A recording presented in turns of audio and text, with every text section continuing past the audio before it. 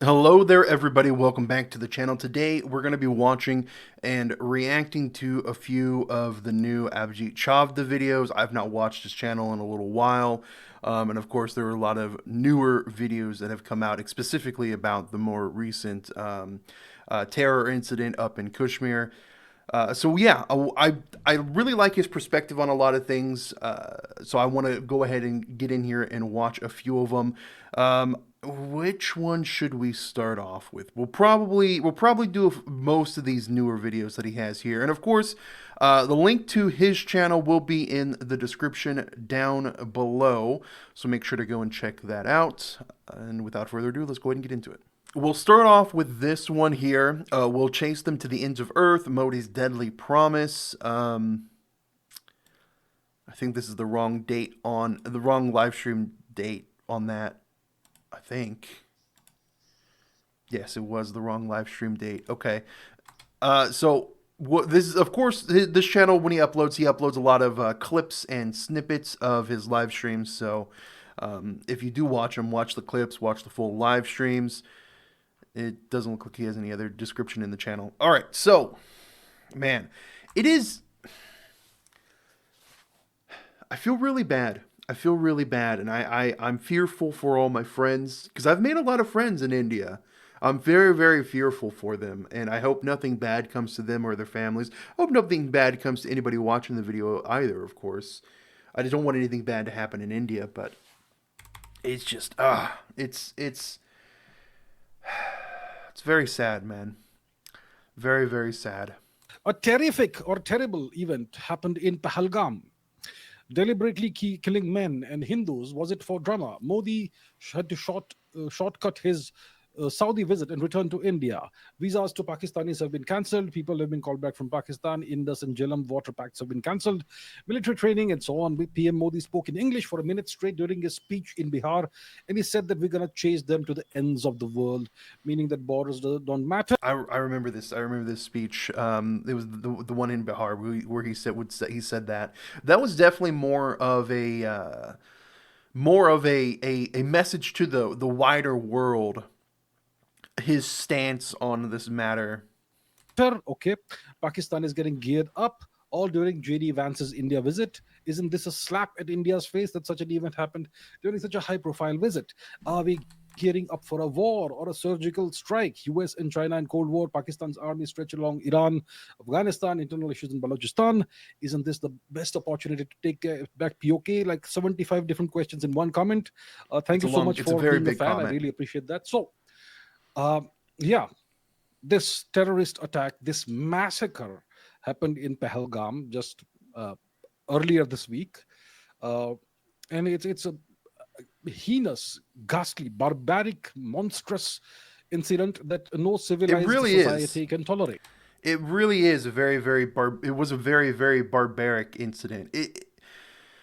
And the way that they went about doing it as well, with like just the indecency of how they slaughtered the people. God, just it leaves a bad taste in my mouth just thinking about it, man. Right? And Pakistan have shown what they're made of. Uh, so yes, this happened, and then And it Mr. is Modi, who was Pakistan. It is Pakistan because I mean these groups, these terrorist groups, these like shadow warriors, these splinter cells, these guerrilla fighters in Kashmir are backed by Pakistan. It's evident and clear. who was on a visit to Saudi Arabia had to return mid trip. Other cabinet ministers, wherever they were in the world, whatever trips they had to return. Um, this happened during the visit, the first visit of Vice President of the U.S. J.D. Vance to India. It, yeah, so it's is it a coincidence that it happened during his visit? And there's this entire Cold War going on, the trade and tariff war between the U.S. and China, and so much more. So much to unpack in this one incident, this absolutely horrific, unacceptable, barbaric, inhuman massacre of innocent Indians, innocent Hindus, right? So, is it is it a coincidence that this happened during JD Vance's visit? Pakistan has this. I don't know if They it have was a this coincidence on that. habit They have this pattern that they've exhibited of linking incidents with various events, event incident linking. Uh, this happened during a long time ago during Prime Minister Vajpayee's visit to Lahore. The Kargil thing happened at the time, and other things. The Parliament attack happened during something something equally important, and so on. The Pakistanis always link these things. So why are they doing this? So first of all, it's a signal.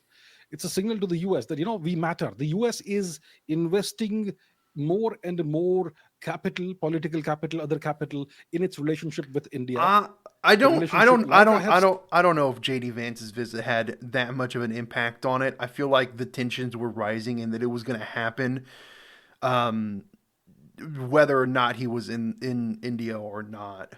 said a few months ago, is gaining momentum. It's going from strength to strength. The India-US relationship. It is quite possible that the Trump tenure is going to see the pinnacle of India-US ties. It's quite possible. Okay, so the US is investing so much capital of various kinds in India, and the Pakistanis have chosen to remind the US that you can invest whatever you want in India, but you will need us to manage the Kashmir thing. We can Hmm. always mess Kashmir up. It's a reminder to the US. It's a reminder that we are the managers of this particular corner. We can always mess it up, and you gotta pay attention to us, which means you gotta you know pay your dues, possibly more bribes, more whatever. Hmm? So it's a reminder to the US, and it raises Pakistan's importance in the eyes of the world. First of all, they can claim plausible deniability. Everybody is going to point fingers at them, and then if India does something, then they can claim victimhood. Yeah, that is true when he says about that. They will deny that they had any involvement whatsoever. And I think they are playing victim. Now this happened this live stream happened eight days ago, and there have been events that have happened since then, like the whole water treaty, the water being cut off, right? And I think Pakistan was going on touting that it was like inhumane and it was and that India's evil for doing it. But from what I understand, it's India's in its full right to cut down the supply as much as they did. So yeah, I mean, I fully agree with Abhijit on this one. It's an ancient, it's a very old, tried and true tactic, isn't it? So there is that. That's another thing that the Pakistanis have most likely wanted to do, to bring the eyes of the world on this thing. So this is so and the other thing they want to do is to I think they just internationalize the feel so Kashmir. emboldened as well. I really do feel like, because I mean this is evidently and very evident and very clear that this was an Islamist terror attack, right? This was specifically targeted towards Hindus, where they when people were able to recite the Quran, right, they were left to not be killed. So this was a specific like religious attack, and I think they're so emboldened because of the rise of Islamist terror all throughout the world, specifically in major areas, like in Europe, all across Europe. There's huge rises of Islamist terrorist groups, right? But it's not just there. It's also major parts of like Africa. Nobody's talking about it, but there have been hundreds of thousands of Christians being killed in Africa just this year alone, just within the past, however many months. I don't even know, 4 months, 5 months, however long it is. This year's been going. It's this year's crazy. This year is crazy. But there's just been this steady rise of Islamist terror, and it really feels like there's a lot of backing for Islamist terror groups. I cannot understand supporting a terrorist organization. I really, really can't, man. The world's going crazy. The world is going crazy. Kashmir matter. There is no Kashmir issue. There is no Kashmir issue in the world. The issue that we have in the world is a Pakistan issue. The issue is Pakistan. The issue is not Kashmir. But Pakistan wants to keep on harping about the Kashmir issue, and they want to internationalize this matter by forcing Kashmir back onto the front page headlines in the world, and forcing Kashmir onto the front page of Donald Trump's daily intelligence briefing that he gets, top secret intelligence briefing that he gets, a dossier he gets every morning. Kashmir is going to figure on that now. Yeah, So it they want to did. dilute India's claim that the dispute is that this matter is settled. India is saying that the Kashmir is a settled matter. There's no dispute, and they want to raise this. Uh, so that's the thing. Now the Indus Valley Indus Waters Treaty has been abrogated or whatever, put into abeyance, whatever whatever technical term you want to use about that. But that's what's happened, right? Now the real question is, does any evidence point to a third power, right? Uh, What is do you it mean? only Pakistan? Is there somebody behind Pakistan? What's the question? Are we gearing up for a war or a surgical strike? US, China, Balochistan. Yeah, all of this is Hmm. interconnected. We don't quite have any evidence that any other power may be I mean, yeah. From what I've seen, there's not been any evidence that other power, like another country being, behind, Pakistan in this particular issue. That being said, Pakistan is basically, you know, indebted because of all the loans it took out to China. You can almost think of like as Pakistan is like a Islamic arm of the Chinese government, right, at this point, just because based on how much money the government owes China. involved in this matter. But yeah, uh, what are the other questions? PM Modi has said that we're going to chase them to the ends of the world. Yeah, good. The, Good. all of the world's Target the terrorist groups. The more of the world needs to take out these terrorist groups. There's these terrorist organizations are ramping up. They're going crazy. They're attacking people from halfway across the country. They're sending in these terrorist cells. Earlier today, there was like a terrorist attack that was thwarted in Paris. It's crazy, man. leaders, major leaders, have unequivocally voiced their support to India. Uh, the US has done that. President Trump of the US did that. Various other world leaders did that. Even the foreign minister of Iran did that. Interesting. The Taliban has voiced support, has expressed support towards India. Uh, I think those the in that director of the instances they're national just intelligence of feigning the ignorance. US, Miss Gabbard, even said that Hindus were targeted. She They herself were is a Hindu, targeted. which helps, and so on. Uh, yes, so this is kind of an inflection point. Uh, Things will never be the same for Pakistan again. I can assure you of No. that. Yeah, and that's my thought point is on this as well. It's like things will probably never be the same again after this, but because it's captured so much more of the world's attention, and it was a very like deliberate and horrendous attack as well. I feel like something needs to be done, but at the same time, war is scary. War is very scary, and I'm very fearful for my friends in India. Something has changed in the world order that Pakistan doesn't seem to have realized. And whether they have walked wittingly or unwittingly into this thing, uh, things are never going to be the same for Pakistan. Their star is now on the decline. Now, what happens going forward is going to remain in the hands of Prime Minister Modi. Mr. Modi gets to decide what happens next as the leader of the nation of India. And I am not privy to what could happen.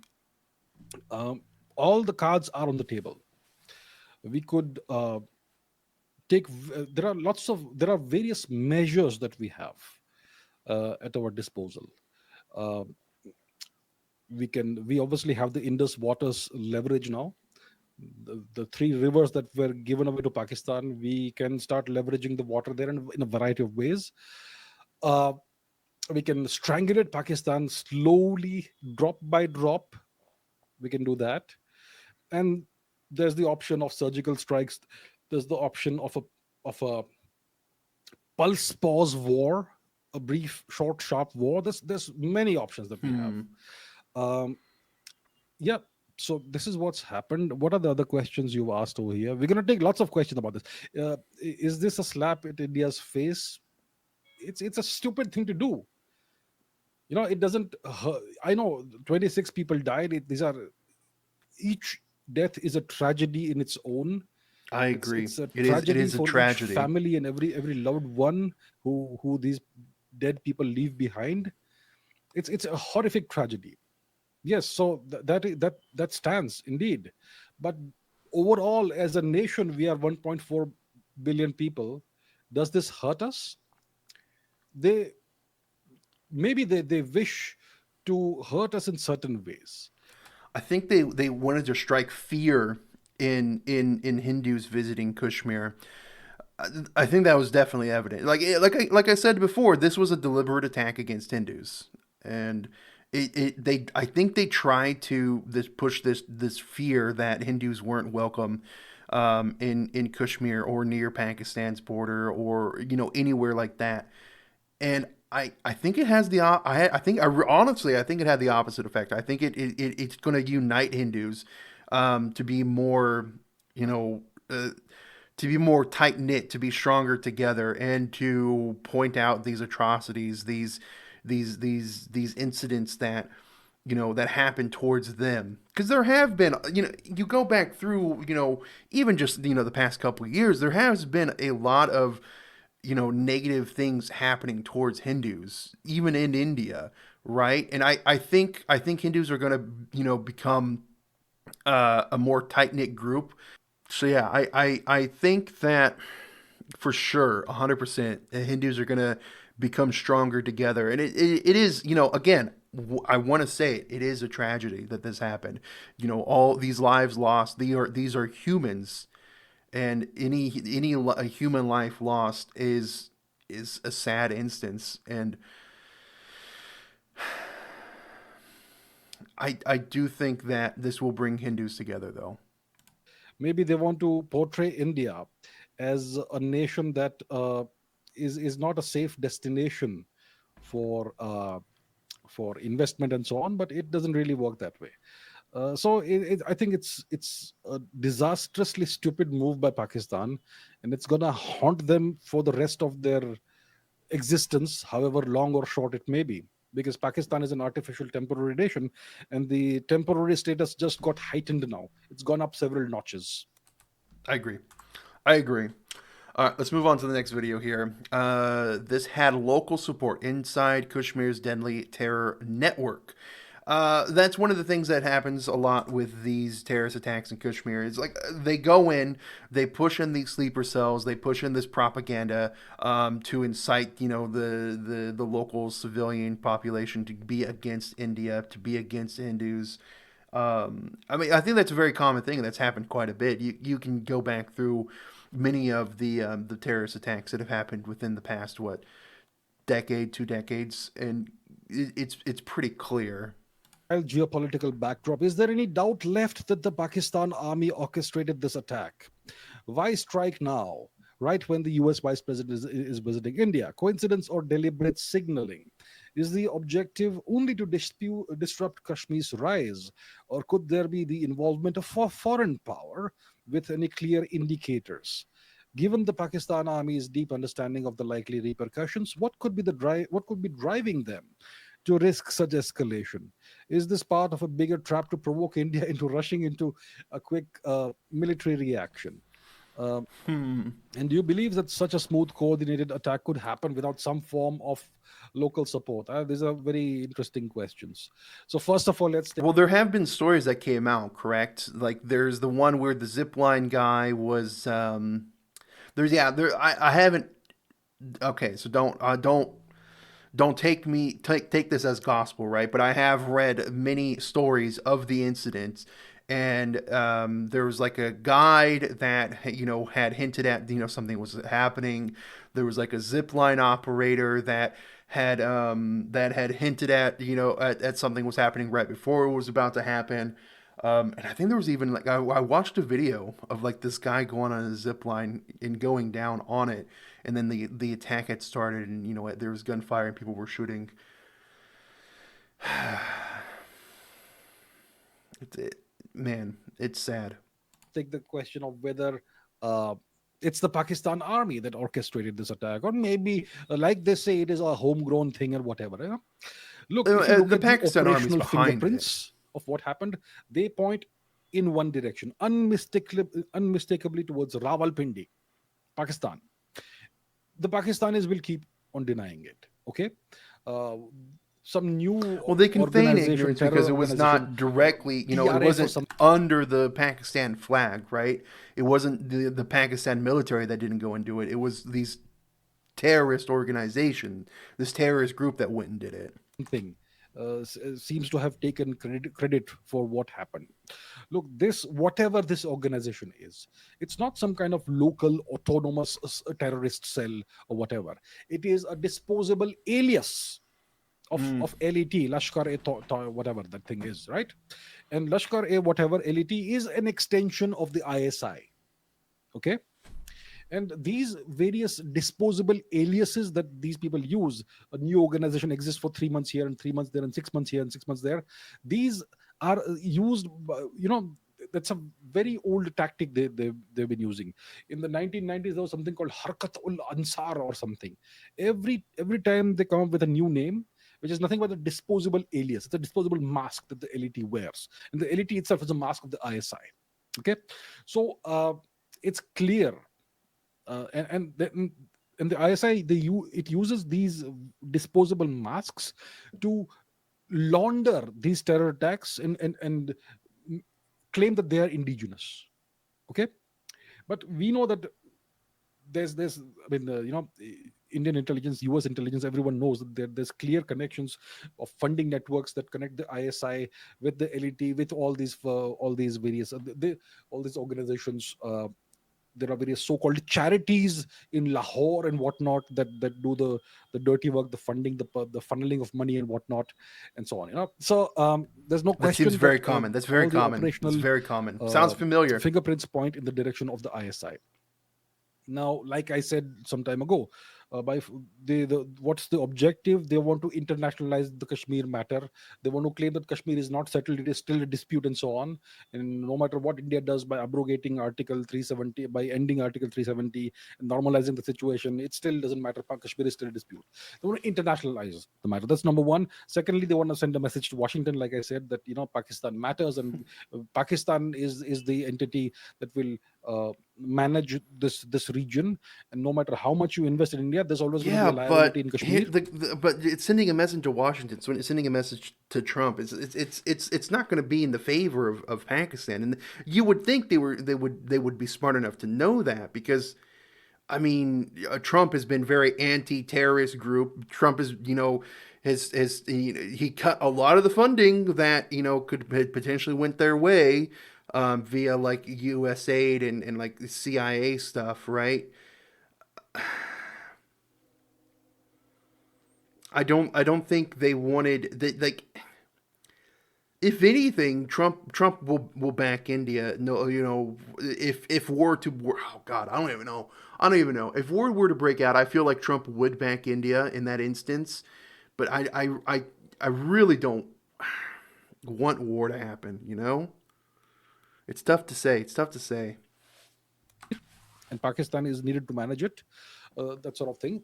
um, that's the kind of message they are sending to the world, to the US, and so on. Now, the question, once again, that's being asked is whether there is any uh, external factor. Is there any outside hand in this? Is there a third power, fourth power, perhaps, involved in this?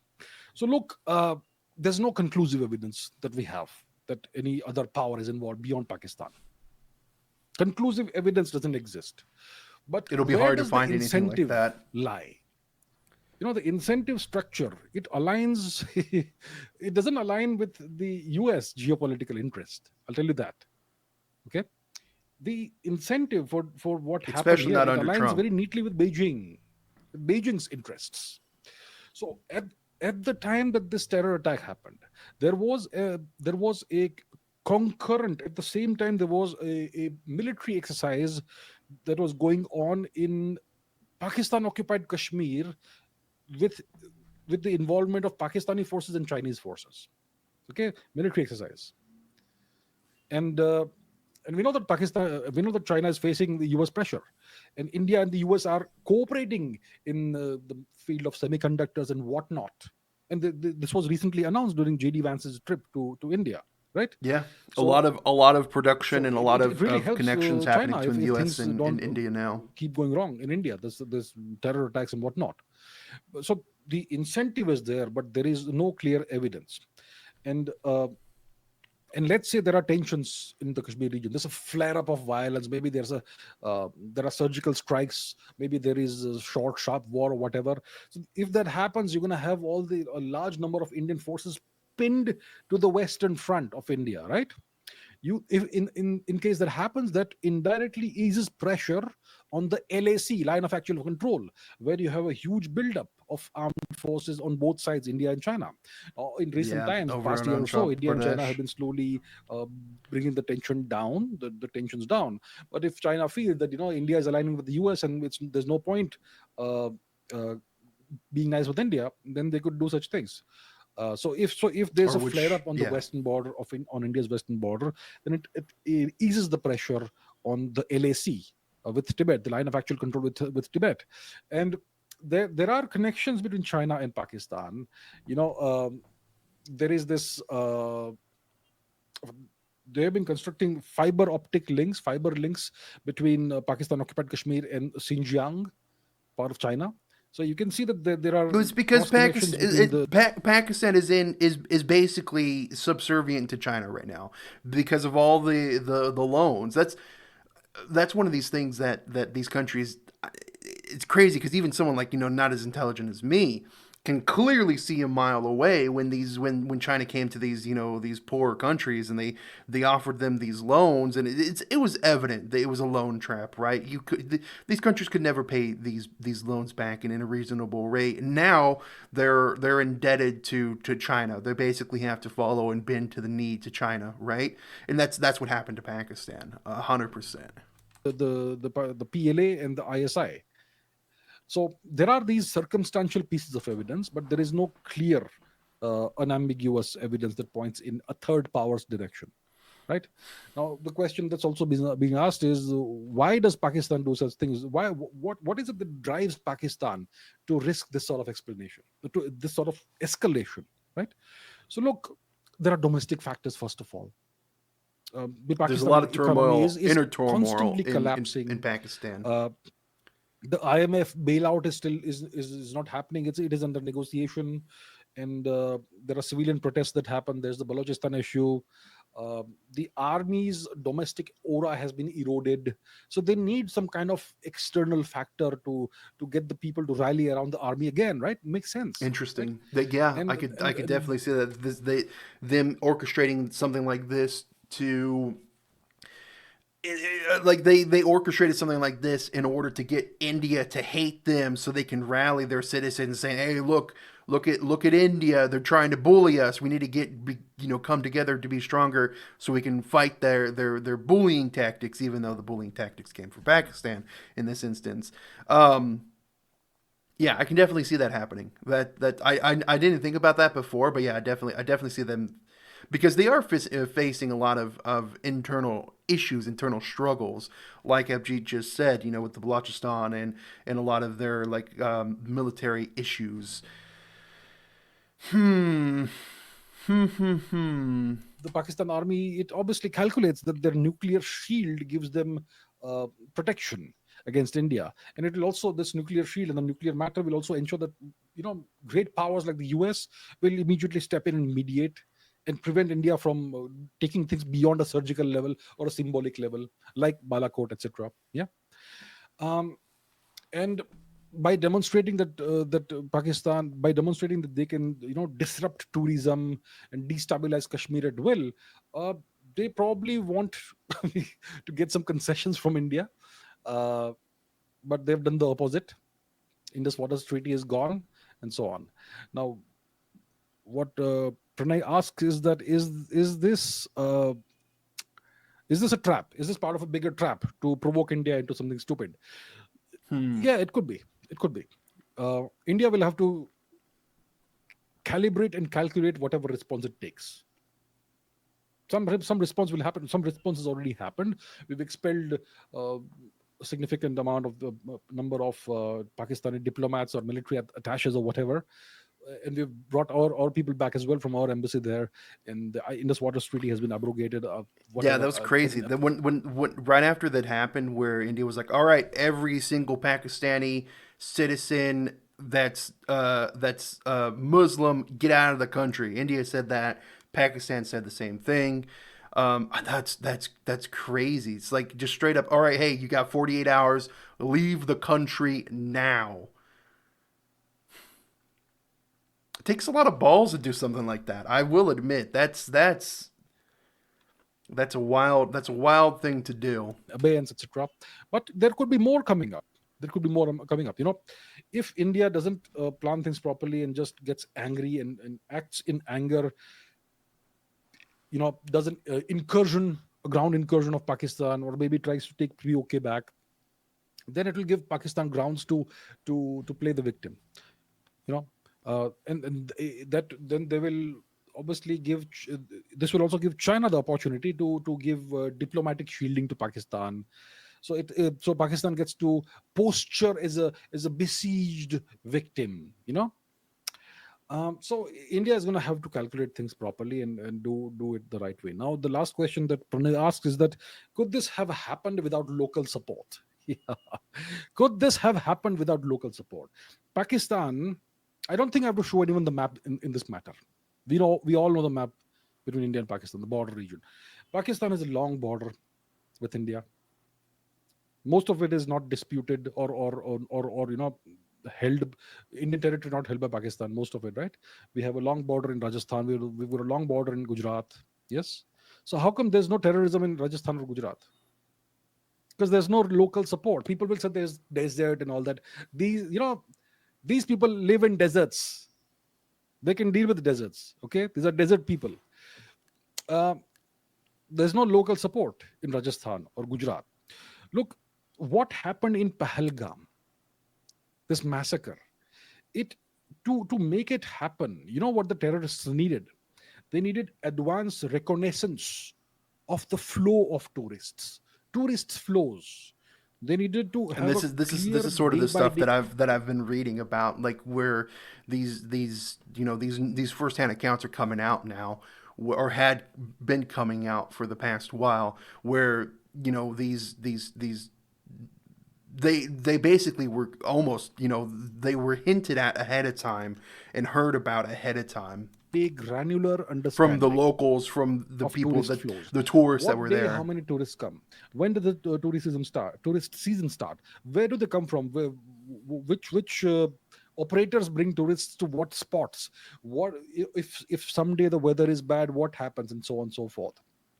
So you need advanced reconnaissance of tourist flows. You need covert safe houses in the area around Pahalgam, and you need uh, the facility of instantaneous exfiltration. Immediately get the terrorists out so that they cannot be captured. So you need granular situational awareness, and this is not possible without what they call OGWs. What's an OGW? What is an It's an OJW? overground worker. You see, Oh, in this field of terrorism or whatever you want to call it, there are two kinds of operators. There is overground workers and there is underground workers. Underground workers are the guys who are hidden and they come out only with the AK-47s or whatever. Okay? Who are the overground workers? The overground workers are your local transportation people. the terrorist sympathizers. They are your hotel people. Hello, sir. Is everything fine today, sir? Do you need something, sir? The hotel folks. So you have people who work in hotels, people who, uh, let's say the hotel networks. You have transport unions. You have your taxi drivers. The tour operator network, all that stuff. This is you. If you are a terrorist and you wanna, target tourists who come into Kashmir, you need overground workers in these networks. Okay, so it's a given that this was there. And after the Pahalgam attack happened, uh, our security agencies have already rounded up more than a dozen such facilitators or overground workers who have been, playing this role. So there is this infiltration of the overground, of all these of all these networks by the ISI LET, combination, and that's how they have been so successful in Kashmir. So Kashmir, after the removal of Article 370, I mean, what has changed in Kashmir after that? Yeah, tourism has started booming again. This is what happens when you go and spend your money in Kashmir. This is what you get in recompense for that. Yeah, you think everything has changed? Things don't change until you change things at a very fundamental level. You have to start with changing the education. Yeah, you gotta counter the propaganda. You almost have to go in and utilize your own propaganda to push back the other propaganda, right? Because that's exactly what's happened. It's just been decades of propaganda in this region, so that a lot of the terrorist sympathizers push back against Hindus specifically. Again, we'll reiterate this, that this is a clear and evident attack against Hindus specifically, and I will easily and always say that. System and the schooling system and all that, but that the government will not do. Right? Societies change slowly. Just because something, a few cosmetic changes were done, doesn't mean that whole society will change. They are the same people. To change society, you have to change it at a very fundamental level, which is why I keep harping on about the education system and other things. Yeah, education So system is incredibly that's not important. happened, and A strong education system, teach the children critical thinking skills, so they can understand, think for themselves, and pinpoint and point out misinformation and disinformation, right? And utilize the ability to look for sources as well. Correct. And then also instill a sense of not even just like national pride. It's just that's one of the things I feel is wrong here in the U.S. is there's a lot of young people that hate the country, and they learn to hate the country from school, right? I feel like the a lot of people in the institutes are teaching the wrong lessons, right? And I feel like, yeah, maybe, what, national pride, why not? I feel like national pride needs to be not necessarily at the forefront, but a core leaning, a core teaching for the youth. Because if you don't have national pride, they're not going to care about the country. And if they don't care about the country, then that's just going to facilitate the downfall of the country in of itself, right? You do need national pride, and I know a lot of arguments against that. It was like, oh, it sounds pretty fascist if you want to teach children to be prideful of their country. Bullshit. It's not a fascist sentiment. You can be prideful, and you can be, very a liberal or very conservative. It doesn't matter. You should love the people that are around you. You should love the country that you're in, right? Yeah. Anyways, back to the topic on hand. Kashmir, the population of Kashmir is the same, right? So this is what you get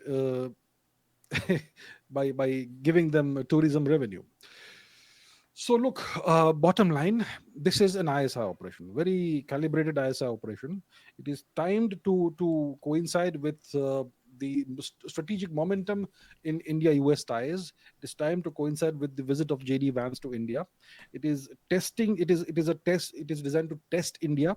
It is designed to test India's escalation discipline, and so on. Hmm. And India's response must punish the perpetrators without giving Pakistan the international limelight they want. Understand that. So that's what India has to do. True. And there are lots of ways of strangulating Pakistan: gray zone strangulation, economic strangulation, water strangulation, so much that India can leverage. India is going to have to do it judiciously, carefully.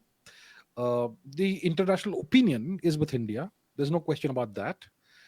So use that judiciously, and let's start the clock ticking on the temporary nation. This is the inflection point. This is no Hmm. longer the same India that we had in 2019, where they did whatever else. This is a different India, and this time Pakistan must be made to pay. Why Trump will abandon Pakistan if war with India breaks out. Interesting. Interesting. Let's see what he has to say on this issue. Considering Trump's track record of I think Trump will 100% back India in this conflict. I have no doubt about that. channeling arms and aid to Pakistan, Israel, and Egypt, how likely is it that the US would adopt a double faced stance if a full scale India Pakistan war breaks out? Could Washington, again, under the garb of restraint, try to diplomatically pressure India, especially amid global economic fragility and shifting alliances? Is there a real danger that the US would once again prop up Pakistan, either directly or indirectly, or are they now merely in it to sell weapons to both sides and profit off instability? Despite Hmm. Pakistan's strategic irrelevance and internal collapse, do you foresee any surprise alignments forming around it? How might China exploit the situation? Would it remain calculatedly neutral, or would it seize the chaos to challenge India on a second? I think you know what? Maybe that's I think that might be where it's even coming from entirely. You know what? China is forcing Pakistan to do this so they can, push, some sort of narrative on their end, some sort of agenda on their end. And that's just me because that's just me saying that because I'm highly anti CCP, but I can definitely see that being the case, right? Front. Look, okay, let's consider the scenarios you are painting for us. It's a good exercise in a thought experiment. So, let's say Washington wants to True. sell weapons to both sides. Very Let's say India and Pakistan true. go to war. Hmm? And Washington says, "Oh yeah, let's grab the opportunity to sell weapons to both sides." Well, I mean, What USA money does sells weapons Pakistan to have? everybody. Yeah, Do- that's the thing. Pakistan doesn't have any money. They're indebted and they're in huge debt to China. They've had to take loans out from China. Pakistan has no money. they have the capacity to absorb US weapons? Do they have money to pay the Americans? They are going to the World Bank and the I IMF think with I think the most recent thing with Pakistan was um, we gave them parts for an F-16, but I think even that was just based off of prior agreements that the USA had with Pakistan over the past couple years. So I mean that's one thing we can see. When one thing the U.S. can say is they don't. Well, I was gonna say they don't cut out on agreements, but I don't know. A lot of turmoil in the USA right now, huh? But yeah, I think that's the only one that I can think of recently where some sort of like monetary value of something went to Pakistan from the U.S. because a lot of Pakistani stuff was being funded by USAID, and USAID's been completely gutted. It's been cut out, right? Um, so yeah, I don't know. begging balls, right? Where's the money? What's the point of selling anything to Pakistan? And what does the US get out of it?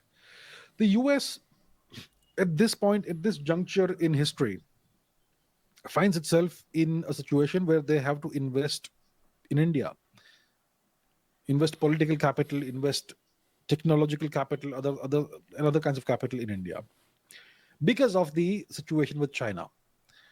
We have reached a bigger inflection point a couple of weeks ago when the tariff war started. The US imposed 145% tariffs on China. The Chinese retaliated by 125% tariffs, which means the system is gone. There's no more trade between the US and China. Supply chains are fragmenting. The world is bifurcating. And the US needs India on its side. It's part of the broader Indo-Pacific strategy. Hmm. They need nations like India on its side, Australia, Japan, who are its vassals anyway, etc. But India is a major linchpin in the strategy. And if India goes on the other side, then it's a big problem for the US. And Pakistan now, how much value does Pakistan have? It looks like the West has decided to once again ditch Pakistan. And Pakistan seems to be once again fishing for a new daddy, China is for the a new new daddy. master, which is why it looks like they admitted publicly that they've been doing the West's dirty work for 3-4 decades, right?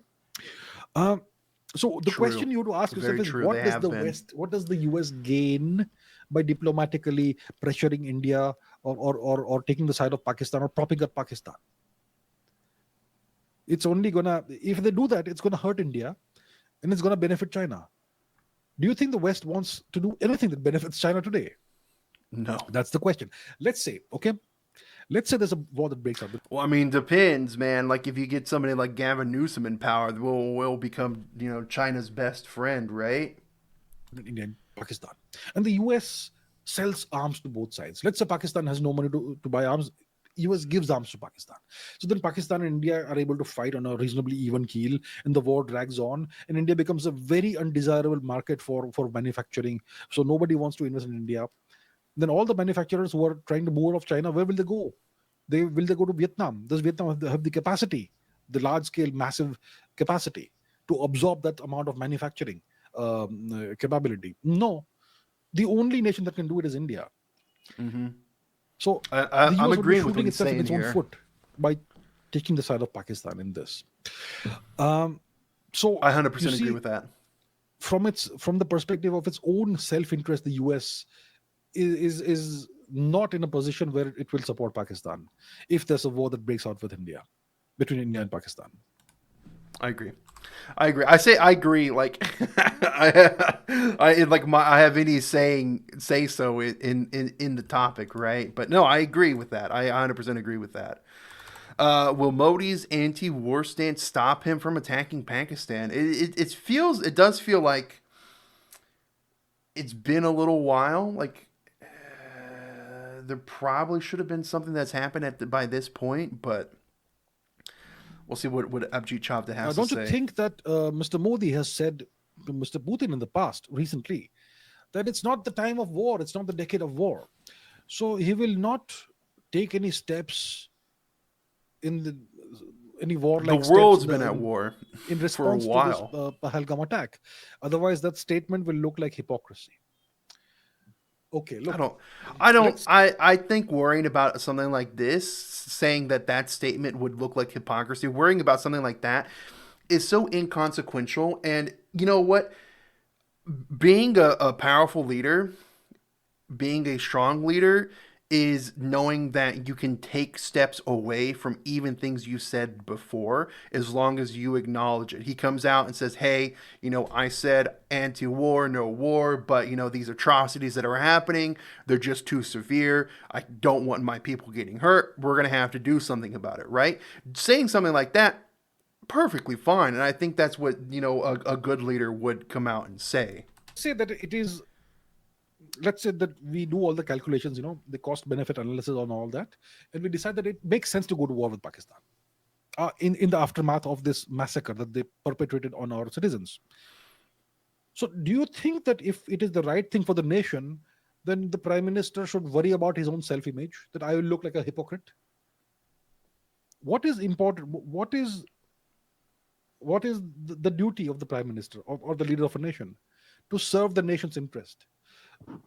And it doesn't matter what what it makes him look like, whether if it looks makes him look like a liar or a hypocrite, doesn't matter. The nation's interest is paramount. So even if he has So, said so what I said, to yeah. Mr. Putin that this is not the time for war, and if he decides that now is the time for war with Pakistan, he can very clearly say that we desire peace, but you have left us with no option by doing this. Pakistan has a track record. If you look at the statistics, if you look at the data, if you have been tracking the patterns, okay, Pakistan has a pattern of one major terrorist attack against India every 18 or so months since 2015, 2016. So they have been doing this regularly. So Mr. Modi can say, look, this is not the time for war. We desire peace. But you are forcing this on us. You keep on unleashing terror attacks on us, and we have to stop this. That's the only way we will have peace. To achieve peace, you have, what is it? Non-violence, ahimsa, all that, ahimsa paramo dharma, right? That non-violence is the greatest state of being and all that. So if you really desire peace, and if you really wish non-violence to be the norm, then you have to destroy the violent people, don't you?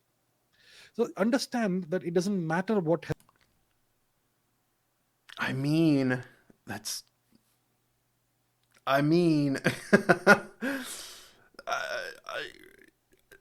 you know what?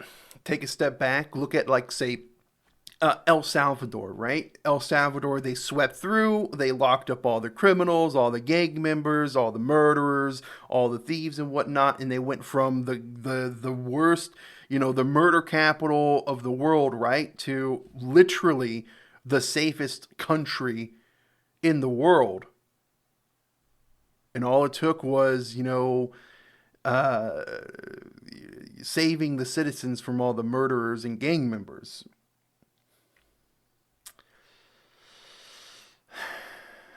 It's smart. It's very smart, right? It's very, very smart.